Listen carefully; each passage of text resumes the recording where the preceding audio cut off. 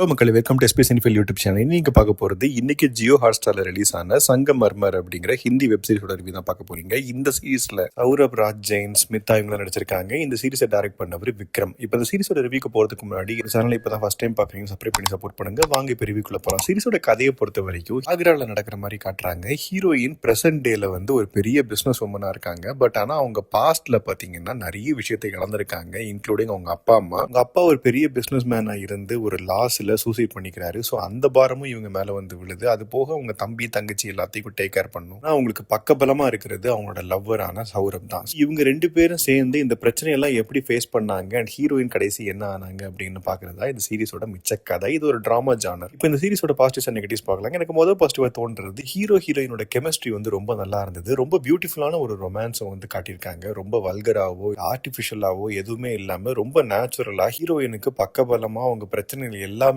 வந்து ஹீரோ கூட இருக்காரு. அதையே ரொம்ப ட்ரூ லவ்வா காட்டியிருந்தாங்க. அது ரொம்பவே நல்லா இருந்தது பாக்குறதுக்கு. அதே மாதிரி எமோஷன்ஸும் வந்து நல்லா ஒர்க் அவுட் ஆயிருக்குது இந்த சீரிஸ்ல. அண்ட் இந்த சீரிஸ்ல நிறைய டயலாக்ஸ் வந்து ரொம்பவே நல்லா இருந்தது. ரொம்ப தைரியம் கொடுக்குற மாதிரியும் மோட்டிவேட் பண்ற மாதிரியும் இருந்தது. டெக்னிக்கலாவும் இது 1998ல நடக்கிறதுனால அந்த செட் ஒர்க்கா இருக்கட்டும், சினிமோட்டோகிராஃபியா இருக்கட்டும், டெக்னிக்கலாவும் ரொம்ப ஸ்ட்ராங்காவே இருந்தது இந்த சீரிஸ். இதெல்லாம் அந்த சீரிஸோட பாசிட்டிவ்ஸ். இப்போ நெகட்டிவ்ஸ் பார்க்கலாம். எனக்கு முதல் நெகட்டிவா தோன்றது இந்த சீரிஸோட டியூரேஷன் தான். இப்போதைக்கு 9 எபிசோட்ஸ் ரிலீஸ் ஆயிருக்குது. அண்ட் இன்னுமே நிறைய எபிசோட்ஸ் எவ்ரி தேர்ஸ்டேஸ் வந்து ரிலீஸ் ஆக போகுது. பட் ஆனா அதுக்கான கண்டென்ட் இருக்கான்னு கேட்டீங்கன்னா இல்லவே இல்லை. ஃபர்ஸ்ட் 2 எபிசோட்லாம் பாத்தீங்கன்னா ஃபுல்லா ரொமான்ஸ் போர்ஷனாவே போகும். அது ரொம்ப போர் அடிக்கும் பாக்குறதுக்கு. நிறைய சப்போர்ட்டிங் கேரக்டர்ஸ்லாம் நடிச்சவங்க ஆக்டிங் வந்து ரொம்ப ஆர்டிபிஷியலா இருந்தது. பெருசா ஒட்டவே இல்லை. அதுவே நமக்கு சில சீன்ஸ் எல்லாமே வந்து கொஞ்சம் டிஸ்கனெக்ட் ஆகும். மொத்தத்தில் இந்த சீரிஸை பத்தி சொல்லணும் அப்படின்னா இந்த வந்த 9 எபிசோட்ஸ்லும் பாத்தீங்கன்னா கொஞ்சம் டியூரேஷனை மட்டும் கம்மி பண்ணிருக்கலாம், இல்லைன்னா அந்த ரொமான்ஸ் போர்ஷனை வந்து ட்ரிம் பண்ணிருக்கலாம். மற்றபடி என்னை பொறுத்த வரைக்கும் இது ஓகேஷான வாட்ச் தான். ஜியோ ஹாட் ஸ்டார்ல தமிழ் டப்பிங்லயும் அவைலபிளா இருக்குது. நீங்க இன்கேஸ் பாத்தீங்கன்னா உங்க ஒப்பீனியன் என்ன அப்படிங்கறத கமெண்ட் செக்ஷன்ல சொல்லுங்க. அடுத்த ரிவ்யூல சந்திக்கிறேன். பை,